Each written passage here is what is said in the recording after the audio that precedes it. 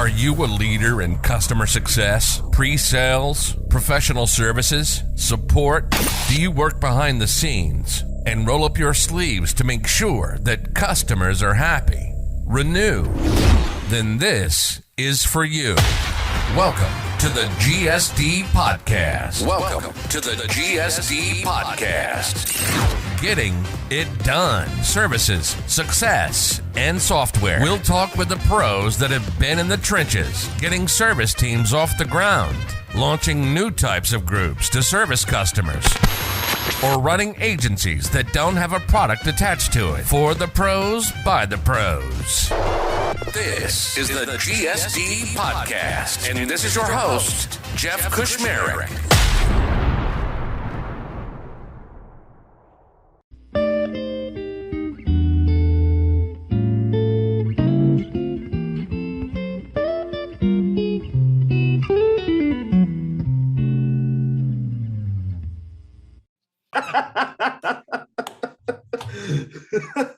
But it's okay.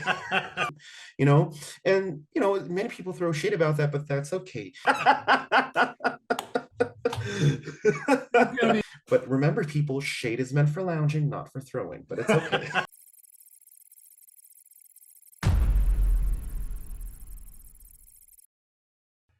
Daniel, are we good to go? Yep, we're good to go. You sound great. Daniel, yeah, I sound sniffly, but yeah, don't worry. Oh yeah, I saw. Well, any breaks, we can edit anything out. But how about you introduce yourself? And just a quick note before you do that, Daniel and I got connected via LinkedIn, and we started talking about authentic customer experience and lots of other stuff. And I was just like, hey, let's hold off on that conversation until we can record it. And here we are a few weeks later. And so talk about yourself, your company, and then we can get into some of these topics. Absolutely. Thanks for having me today, Jeff. My name is Daniel. I'm originally from the Philippines, but my roots come from the southern part of the United States, so we're southern. I have Crisco running in my veins. I've been in the customer service and sales field for more than a decade now. Started with the traditional billing and sales for those of you who had mobile phones before, well, till now, but the traditional mobile phones before. And I just eventually grew into this, from doing customer service to promoting customer service. That's what I do now. That's what I'm passionate about. Yeah. No, and it comes through. Absolutely. And we started talking about this whole authentic customer experience, and we started talking about LTV and all these other items in there and everything. And so I remembered when you started talking, I'm like, I can just tee up the subject for Daniel, and he can just get going on this. Where did this passion for making sure that your customers' experiences are authentic? Because not everybody thinks like that. I know it's shocking, but some people, it's a job. I just want to see these people get launched and loaded, and then they'll renew. So, it's so funny because many people think that, yeah, you get paid for that job. And that was me before. I sat in that seat and I was doing it for the job. I really never cared for it, honestly. I was just getting paid for it. But until I became the customer that desperately needed help. Until I became that person who was charged multiple charges on my phone bill. Yeah. And I was seeking for help, and I was just getting the runaround. And they would keep on telling me that they're sorry until it sounded like it was a sarcastic sorry. And I said to myself, or like when my daughters say sorry to each other, and I'm like, come on, you got to mean it. Like, so yeah, it's like, but they're saying they're sorry because they're simply either they're caught or they're just obliged to, but they're really not sorry. And that's where I said to myself, I was so high and mighty in my seat to be that person too.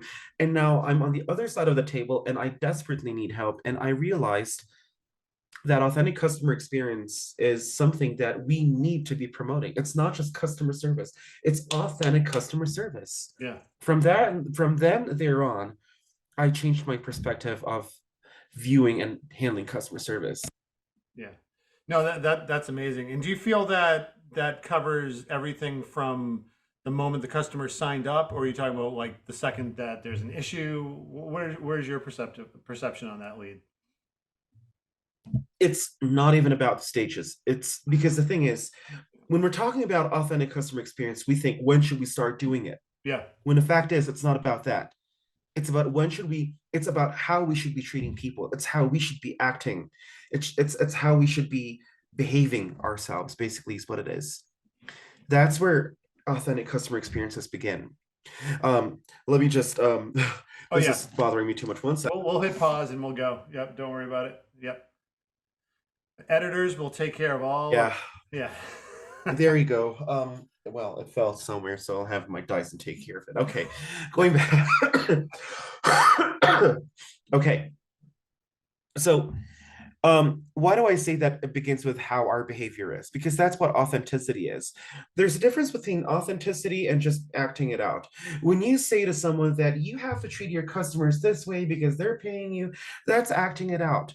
That's asking them to behave in a specific way in exchange for something. Whereas if we talk about authentic customer experiences where we should treat the people that they way the way you want to be treated, is because you know that that's the right thing to do. Absolutely. Well, let me ask you this, because whenever I hear that authentic versus acting out, it always sets up a question in my mind. And I don't feel like there's a wrong answer, but there's better right answers. But Yeah, go ahead. what's the profile of the people that you hire to do that job to make sure that they are authentic versus just going through the motions? The profile that we hire is not based on a profile, but more on the culture. Okay. We evaluate them and we ask them, we interview them, and we see how they fit the culture, the company that I work for, which is Yeah. Support Zebra. Because the culture we have within the company is very different. It's an authentic, caring, and family-oriented company. And I know that many people, many of our listeners out there don't believe in family, that work is a teamwork thing. You could put it in that perception too. But in our culture, in the work culture that we have, we care for one another. Yeah. We treat each other as human beings, even if it's a supervisor, a chief executive officer, a VP. No matter what the rank is, we are all human beings. And at the end of the day, we should treat each other with respect. We should treat each other with humility. We should learn how to humble ourselves because we are still Yeah. people altogether, all the same. So we evaluate them if they fit that culture, because if we know that they fit that culture of caring and humility and family and all the good stuff there, then we know that they could treat our customers right. That's amazing. Yeah. I love it. You just nailed it all. Skills can be developed. You could train people. You could teach them something. People Yeah. go to school all the time. We learn new things. But Yeah. sometimes good manners and that caring attitude, it's not something you could really teach someone. Yeah, it's It's hard to something that one chooses to do. it's hard to retrain the sociopath, right? Like, Exactly. It's hard to train what is an innate behavior. yeah. And so sometimes we don't really evaluate people with skills unless a customer tells us these are the profiles that we need, but we also heavily evaluate them with the culture and the fit. No, I hear you. You know what? Like, even if you go to the coffee shop, there's the people who are just like doing the job, and then there are the people who they care to make that they care about your order, right? And that's Yeah, and it's a great example would be United Airlines. When I was checking my baggage on my way to Japan from New York, yeah. I decided to stick in my KitchenAid mixer in one of my luggages, and I that remember we talked about that. That's right. and it was crazy because the name of my KitchenAid mixer is Judy Garland. That's what I named her because and yes, and my mini KitchenAid is called Liza Minnelli. But Judy Garland was stuck in the luggage and she wasn't happy about it, so she decided to take revenge. When I pulled up the handle of my luggage, it wouldn't go back down, and I was like, "Oh my lord, what will I do about this?" And so as I was checking into United Airlines, and the airline representative was there, she was standing. It's like, "Oh no, I didn't do that." I said, "I know, no, it's not you, it's me. I'm so sorry. I don't know what to do with this. Should I kick it open? Should I, I don't know what to do with it. It doesn't go down." It's like, "It's okay, honey. I got you. We'll just classify this as an oversized luggage, but it's free. You're good to go. Oh Just enjoy man, your that's flight to awesome. Japan." Yeah. It's that experience. She could have said no. I was like, "Well, I didn't do that. Well, that'd be oversized baggage, sir, but you're going to have to pay." No, she decided to empathize with me as a human being. It's like, "I get you. That's okay. Don't worry about it. Just check this in and go to your flight, enjoy your flight to Japan." That's what she did to me. Wow. That's authentic customer experience right there, because she knew that Judy Garland was inside there. And I was, and she was not happy about it. So, Do you know how do you know how you repaid her? You gave her what I call a Thanksgiving Day story.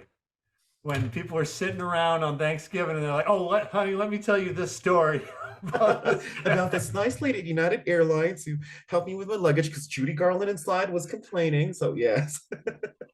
It's that. It's just connecting with human to human and knowing that, look, I was in trouble, I Yeah, needed help, and she tried to help me in any way that she can. Now, we didn't kick off the handle off the luggage, but then that's that right there. yeah, It's authentic customer experience. Or the time that I saw someone in CVS, needing help with the creams because he couldn't speak English. And I said, mhm, look, I don't work for CVS, but I'd be happy to help and translate for you. What do you need? yeah. That's empathy right there, which is the number one thing that we look for when hiring people, and maybe they don't have the skills that we need, but we want that empathy, right? We want that, you're going to go open the window when it's hot out or something like that. Yeah. That does for that's amazing. Wow.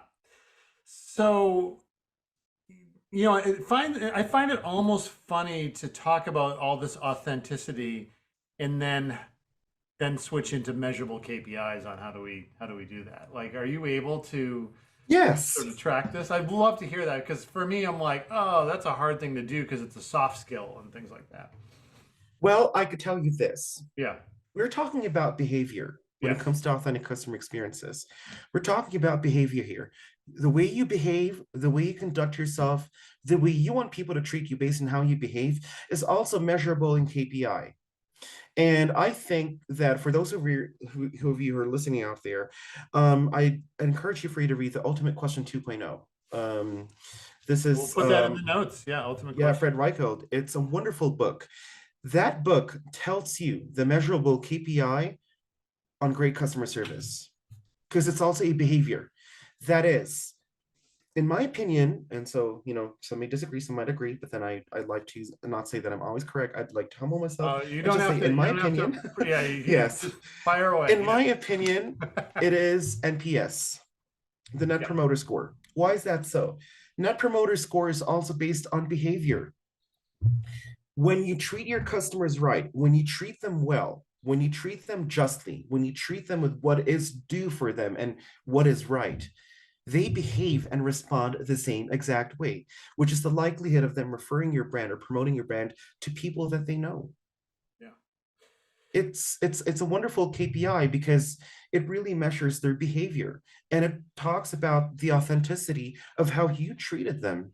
A classic example would be Charles Schwab. Charles Schwab, when he launched his bank and his financial institution back then, he was very caring for their customers. Absolutely. They I were remember reading caring that. for their customers Yeah. till they grew and they boomed, and all of a sudden you see all these charges and these things, and customers started complaining, customers started churning, customers started closing their accounts. And Charles Schwab himself, at the time, I think he was already like a senior member, and I think his son was the president or the vice president. Mhm. He called his son by his complete name, and his son never heard that from his father before, and said, "Son, we have a problem." Said, Wow. "Our customers are not happy. We're not treating them the way that we're supposed to be treating them." And so they made it a point to change that impression, to make a change that was right for their customers so that they could bring in and rope in that NPS. That was mentioned in the Ultimate Question 2.0. And same with Blockbuster versus Netflix. When Blockbuster decided to not keep up with the times and charge customers with exorbitant fees versus Netflix, where it's like, look, we would give you a video streaming service that is simple to use, simple charge, and you would be happy with it. Yeah. Look what happened to Blockbuster now. Yeah. They You see, missed the this boat. is what Yeah. NPS talks about. When your customers behave in a specific way with the way you treat them, that's the measurable KPI right there. That Yeah. tells you how your business is going to thrive and survive this economy. No, absolutely. And I will tell you, as we know, people throw a lot of shade at NPS these days.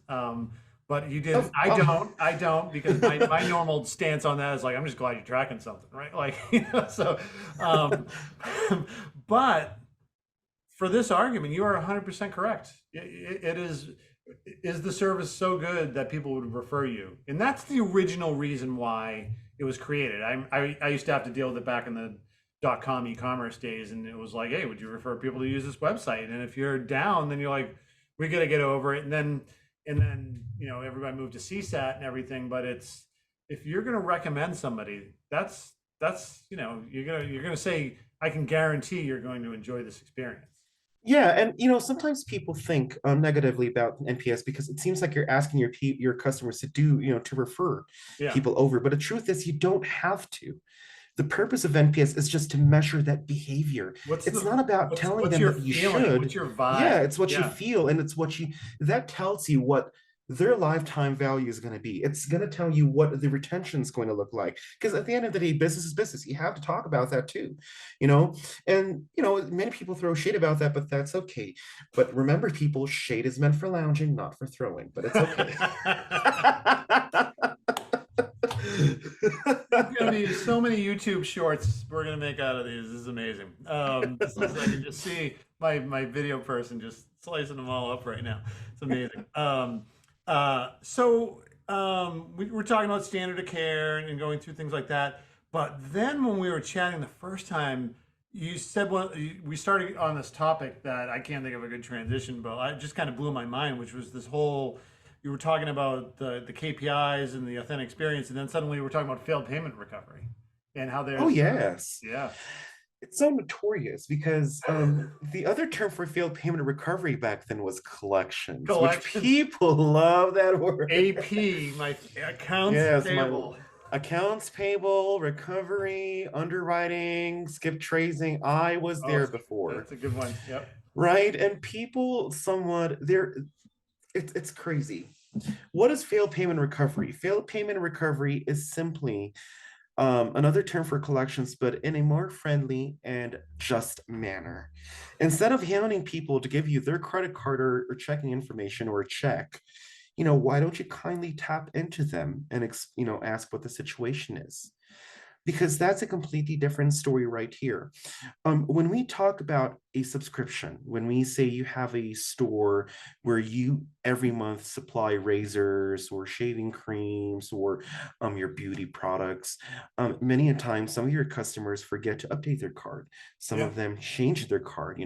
I mean, identity theft in the United States is still prevalent, and so sometimes they have to replace their card. Yep. Last week, my friend was just charged $400 on her Chase card for a transaction in Canada. We don't know what it was, but she had to block her card immediately. Yep. Or simply because some people have forgotten to load their card with funds, and so sometimes the payment would fail. What is the best way to follow up with these people? Well, let me ask you this, Jeff. Maybe you would notice this. What do you feel like about receiving an email saying that your payment has failed, but it's from an automated email, like Netflix or from Amazon? I Would just you think it's really take notice? I think it's spam, and I say Exactly. if it's really serious, it's gonna come back, and my service is gonna get shut down. So Yeah, exactly. You I'm a will little bit only more of a notice it by procrastinator like that, I will admit, but yeah. yeah. That's okay though. We're not judges. I'm also a great procrastinator myself. I shopped for my personal items from the Philippines on the very last day before my flight. Well, that was a good experience. People were laughing at them all. Anyway, you see, that's that. You tend to ignore the email, or you tend to think it's spam because again, it could look like it's spam. Um, but what if it's this? I personally sent you a note saying, Jeff, hey, my name is Daniel. I'm from Netflix. I'm your personal account manager. Just wanted to check in with you because I noticed that your card did not go through Netflix. Would you probably pay attention to that email? Yes, the element of personal communication versus automated makes my attention perk up. Exactly, right? That's the thing with failed payment recovery. You don't have to hound people through an automated email. And you also don't have to be unkind when you follow up with them. Yeah. Say, hey, look, I noticed that your credit card didn't go through or your credit card has expired. Would you like to go in and replace that? By doing failed payment recovery, you're able to follow through with those customers that normally churn because they did not just know. It's simply because they didn't know or they procrastinated.